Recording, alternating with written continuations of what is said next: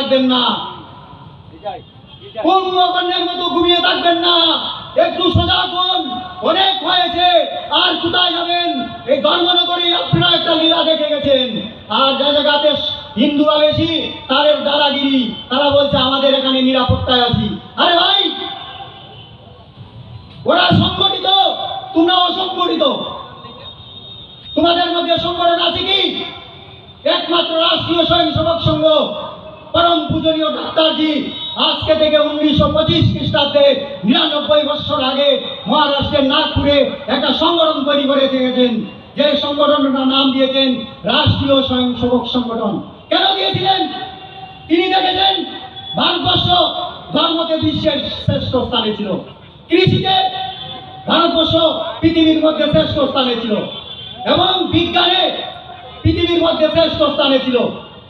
সমস্ত গীতা, রামায়ণ, মহাভারত, বেদ সব দিক দিয়ে আমরা মহান ছিলাম। কিন্তু দুর্ভাগ্য, আমরা কেন বারবার বিদেশিদের গোলাম হলাম? কেন আমাদেরকে ব্রিটিশরা 200 বছর আক্রান্ত করে রেখেছে? শুধুমাত্র একটা কারণ, এই যে ভারতবর্ষের মূল হিন্দু সমাজ, এই হিন্দু সমাজের মধ্যে শক্তি আছে, ভক্তি আছে, বিদ্যা আছে।